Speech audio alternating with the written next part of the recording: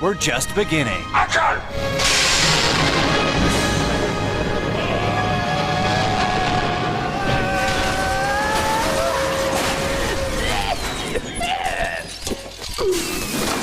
Ow.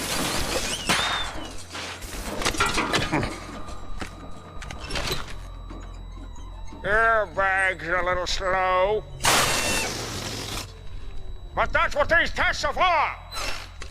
When Ron Howard and Brian Grazer first considered the idea of turning the classic children's story, How the Grinch Stole Christmas, written by Dr. Seuss, into a major motion picture, they knew they were taking on a formidable task.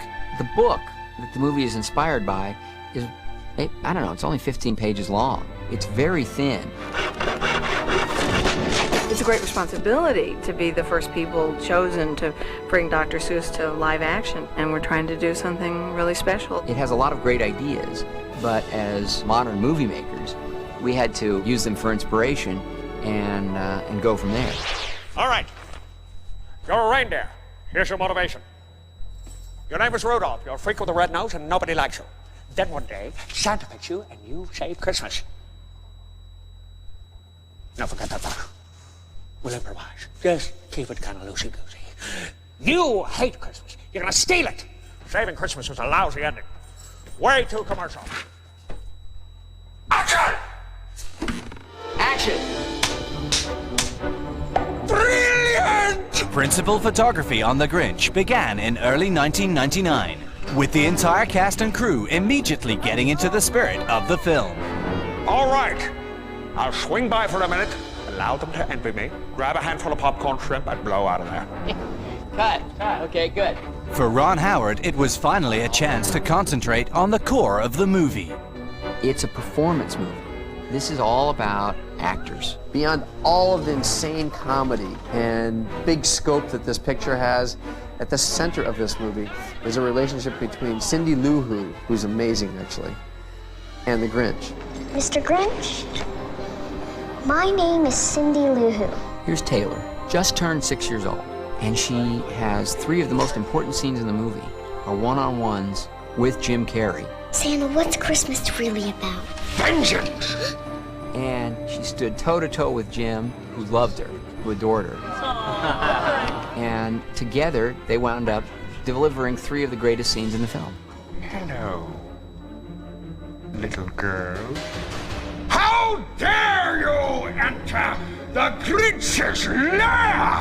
The impudence! The audacity!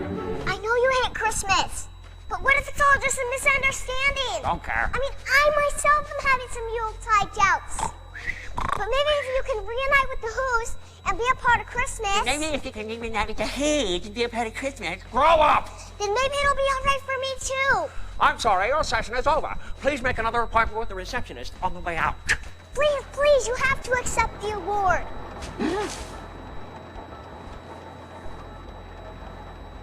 Award. You never mentioned an award. Yeah, with a trophy and everything. And I won. You won! That means there were losers. I guess. So if you come Down for losers. Alongside these intimate scenes in the Grinch's lair, Ron Howard had to face the challenge of bringing Whoville to life. In Whoville, the physical laws are just a little off. People seem to be able to lean out a little further than they normally would. And it leads to a visually funny, kind of skewed environment.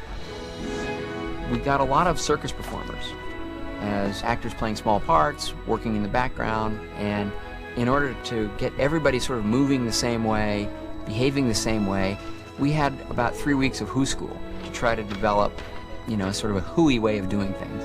But becoming a Who would be a challenge for all the actors.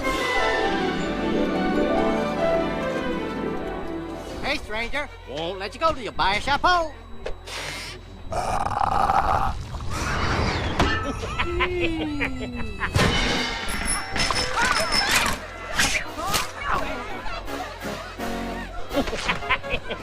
It was so much fun to create scenes where the Grinch is actually interacting with the Who's, which has never existed in any version of the story before.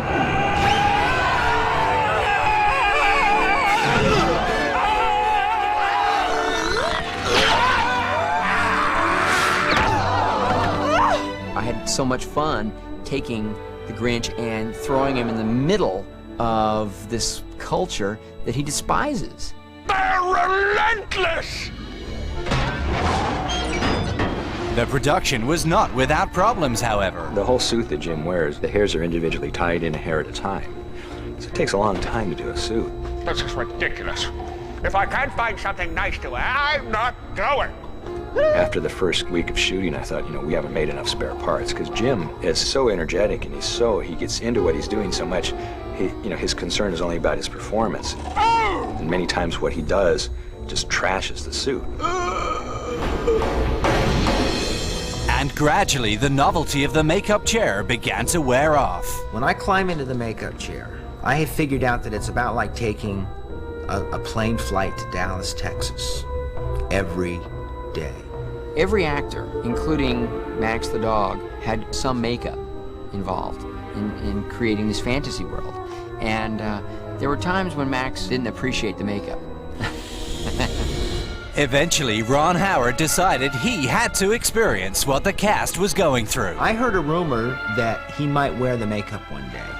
And I told him, I said, Bud, that would be a really good move if you did that. If you showed us all that you too can get ugly.